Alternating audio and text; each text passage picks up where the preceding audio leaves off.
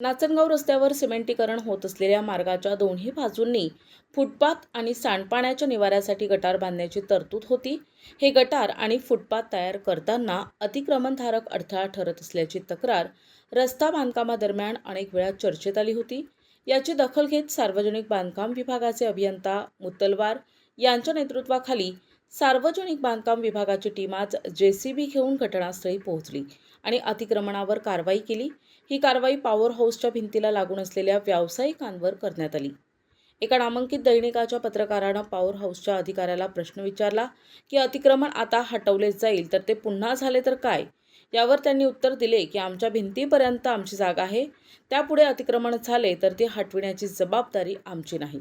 हाच प्रश्न सार्वजनिक बांधकाम विभागाचे अभियंता मुत्तलवार यांना विचारला असता त्यांनी उत्तर दिले की हटविण्यात आलेल्या अतिक्रमणाच्या जागेवर भविष्यात वृक्षारोपण करून रस्त्याच्या कडेला हिरवळ लावण्याची योजना आहे. येथे प्रश्न असा आहे की विद्युत विभाग आणि सार्वजनिक बांधकाम विभाग दोन्ही सरकारी आहे.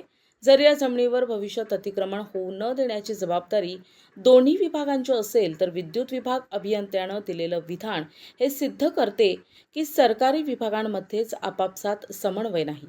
अशा परिस्थितीत पुन्हा एकदा अतिक्रमणांनी आपले पाय पसरवले तर कुणालाही आश्चर्य वाटणार नाही. प्रतिनिधी जावेद खान, NTV न्यूज मराठी, पुलगाव.